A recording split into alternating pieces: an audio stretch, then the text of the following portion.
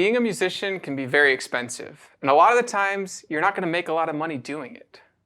Here's 5 reasons why you should be cheap and buy something cheap.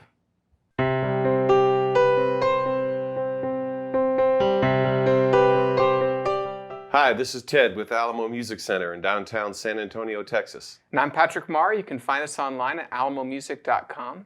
If you haven't already, please subscribe to our YouTube channel, check out our other videos, sign up for notifications, like our videos, leave us comments.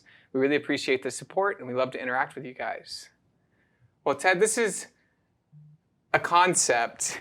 It's reminiscent of my prior career before I worked at the store. I was a banker. I loved it when people were cheap. I think it's a thing that we have to overcome sometimes, because sometimes it's a gift. It's for my kid, and they've already tried soccer, and they've tried dance, and they've tried all this stuff, and they've quit on me. I just want something that's going to get the job done. And this is we're going to make a reverse to this, of course, but this is our 5 reasons why you should be cheap. And I think there's actual wisdom sometimes to being cheap and saying, hey, I'm on a budget. I only have this much money to spend. So that's our first. Our first reason is be cheap because it's what you can afford. And it's because this is what I'm going to spend on it. And you could have reasons to justify it all this time, but sometimes that's the real reason. And it's, I'm going to be cheap today and I'm going to buy something, at X price. And so we're not going to talk about pricing here as much, because cheap for one person can be expensive for the other. The item you're looking at, if you're looking for an acoustic instrument, an acoustic piano, a cheap acoustic piano would be a pretty nice digital piano a lot of the times. So we're not going to really touch on pricing and what cheap means to you, but you know what cheap is. You know what cheap is. We know what cheap is. I have a story that defines cheap. What's your cheap story? Well, it's one of the things that we put on our list there. But the idea is that it gets you started. That was the one of the things of, get started. Yeah. Remember when we used to line up pianos down in the basement by the elevator because they were going to the dump or were going to the recycle place? Mm-hmm. I had a customer who wanted to buy one of those after someone told him they're not for sale. And he said, look, I don't want to spend a lot of money. I just want to get started. I want to be cheap. I want to get it as fast as I can. In the back of my pickup truck. That's what he wanted. He wanted to go home. He goes, it's going in the garage.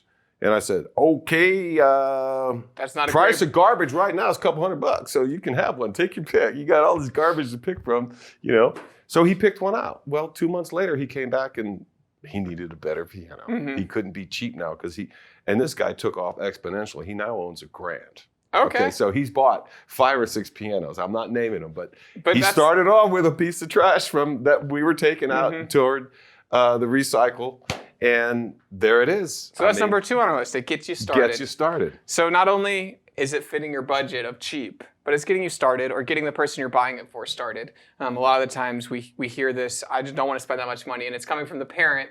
And sometimes it can be frustrating in our eyes because we've done this journey before. We had to start at some age. Someone believed in us, spent the money on us, put us in lessons, or got us a nice instrument and expected something to happen with that, those raw ingredients. And it's frustrating sometimes as, people here in a piano store, because we've seen that story so many times. And a lot of times it's not as successful as the one you just said, but sometimes it is. And sometimes you get a really cool recipe of, hey, they started on this $40 toy and it's got 6 keys on it, but it got them playing music and hitting a button and it's responding, and it's very cool to see that momentum. So it does get you started. Sure.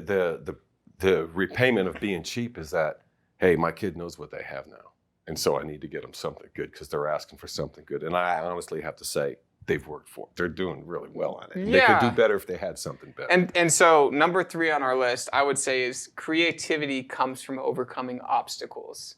Correct. And this is one of those situations where your example of the customer who went and found one, he was like, I'm not going to let anything get in my way of just getting something that's affordable at my house. I'm going to put it in the back of my truck, take it to my house, put it in the garage, which is definitely not the place to put a piano. But to him, it was getting him started and being creative on how to get that instrument to him. And so on the other side of that, it's being creative with what you have. Yeah, well, the most important thing about being creative is that it's a form of expression. So you get to work out a lot of, whatever it is. If you're working out, I want this song, I want to make my own song, I want to sing, I want to dance. First I got to learn how to do this. So being creative is being occupied. Yeah. With your mind and your time and your, And some of our favorite talent. music has come off of things that weren't designed to be like an instrument that you can hone your craft on. Right. A lot of these real cool, bands that of today are playing on toys of the 80s and toys of the 90s, and they're finding really cool, like unique sounding things. And some of that is, it's overcoming, like it's saying, hey, I have this, it didn't cost me a lot, but that doesn't mean it's not cool and have inherent value that can be creative and spin off. And so number 4 on our list would be appreciation. And so buying cheap, getting something cheap, a lot of the times will create an appreciation for the nicer thing down the line, especially. Right. And I would say in crafts where it always reminds me of Casey went back down in our repair shop. He was always you gotta if you want to learn how to repair guitars or repair anything, you gotta start on a violin. You gotta learn how to start doing set up the bridge. Set up the bridge on every one of these, and then you graduate from that. And you learn appreciation from doing the small things or being on something that's not as valuable a lot of the times. And you build up your knowledge and your appreciation because of where you started. Right. The starting point is much lower. And so, do you have a story about any appreciation of instruments? Well, yeah. There was one time I can tell you from experience is sometimes you have someone that say, "Hey, I want to play piano." I mean, how many parents come right out and say, "Okay, I'll pay for the lessons. You figure out how to get an instrument. You figure out how you're going to practice." That's how my dad handled it. You figure out how you're going to practice, and I'll pay for all the lessons. And lessons over 10 years adds up. Over 15 years, 16 years, it adds up. It's a lot of money every week without fail, including summertime. Okay.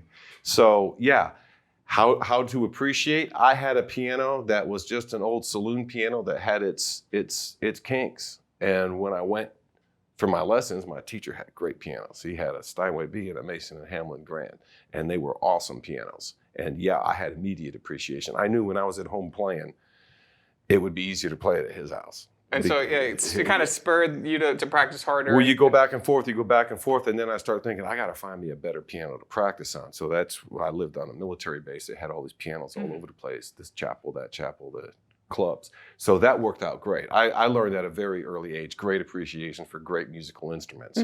However, here at the store, you encounter a lot of times that these dads that come in, hey, look, man, I'm the kind of buyer, like, if it's for me, I buy the best, but this isn't really for me. My kid kind of wants this. And I say, hey, just be glad they don't want a pony. Oh, we already did the pony. I've had those guys go through ponies and horses. He said, I did ballet. I said, you name it. I've gone through all that stuff. I said, well, why don't you do this one right? I said you had some interest in music. Take your appreciation in music and get your kid a better instrument. You can have it together. You can share it together, unless you want to grow together. Which leads us to number 5, and I think that story kind of fits. Buying cheap allows you to partially commit. And I know that's not, I would say, a good thing to say sometimes. But in this case, if you have someone who is on the periphery of saying, hey, I'm interested in music, but I don't know if I want to learn trumpet next year in band, or if I want to learn, guitar in the church worship band, or whatever the interest is, getting a piano or getting a keyboard sometimes opens up their mind to, okay, I'm going to be using my hands, I'm going to be using my fingers. They can try it out. It's almost like a trial period with it. And you can see that cheap purchase as a small investment into it. And you can expect small returns because of it. So number 5 on our list, of course, it will be, it's not a full commitment, but it gives you an out later. And you don't ever get buyer's remorse because you didn't spend that much on it. You spent what you wanted to. But it kind of gives you your own out. There's a lot to be said for that, though, even though not fully committed. And I'll tell you something. I could go in one of these closets back here and dig out this old picture from when your grandfather was a kid here at the store, and they had class piano. They used to teach it in the front. And you see about 20 or 30 kids sitting on these dirt tables like a classroom, and they have a paper keyboard in front of them. So I've seen those. for you think about from that, there's a long ways to go for appreciation from a paper keyboard all the way up. And that's how they used to teach. And my father, I mean, he put it, can't they just make a keyboard that doesn't make a sound, but the keys go up and down so you can practice? And that's kind of getting at one of the things with the inexpensive keyboards we talked about is if it doesn't have a headphone jack, it's not on the list of things to be bought, right? You want to get the little guy in headphones so you don't have to listen to it. That's another thing too. Well, it's almost like you buy a mood ring and propose, and if she says yes, you go back and get the diamond, right? No. Just kidding, of course. But that is our list. That is why you should buy cheap. There are very valuable reasons to buy cheap. And if you are someone who is focused on, hey, I have a budget and the money. And well, that was number one. We never really mentioned it. Yeah. And there's a lot to be said. If you have a house with a couple of kids and they're under the age of, say, 6 or 5 years old, man, get them the cheapest keyboard any manufacturer makes and just give it to them as a toy. It'll be broken in 6 months. Well, I don't know, man. I had, mine were under 5. And I got him one of those entry-line Yamaha keyboards. And the most important thing I told him, I said, look, if it's plugged in, you use this end, that's fine. If it's not plugged in, you know how to plug it in. And I remember, it's a 9-volt adapter that goes in there. And when you see the kid putting it near their mouth. And, of course, Mama gets, hey, should he be doing that? And just give him a minute. He'll learn. He'll learn it. He'll figure it out. It's one of those things that it's a life lesson. But those are our five reasons why you should buy a cheap instrument. In this case, we're talking keyboards and pianos. So of course, we had number 1, your budget. It gets you started as our number 2. Number 3 is creativity stems from overcoming obstacles. Number 4 is the appreciation that you learn along the way. It's part of the journey. If you have a cheaper entry start point, sometimes you appreciate every investment thereafter as a bigger leap and a bigger distance traveled. And then number 5, partial commitment, or as I call it, the mood ring. That's it. And so I'm Patrick Marr. This is Ted BARSALOU. We're with Alamo Music. You can find us online at alamomusic.com. If you haven't already, please subscribe to our channel. We like to have fun. We like to bring you great content. And be on the lookout for 5 reasons to not buy a cheap instrument. It'll be coming out later, but I guess we got to plan that one. Thanks for watching, guys.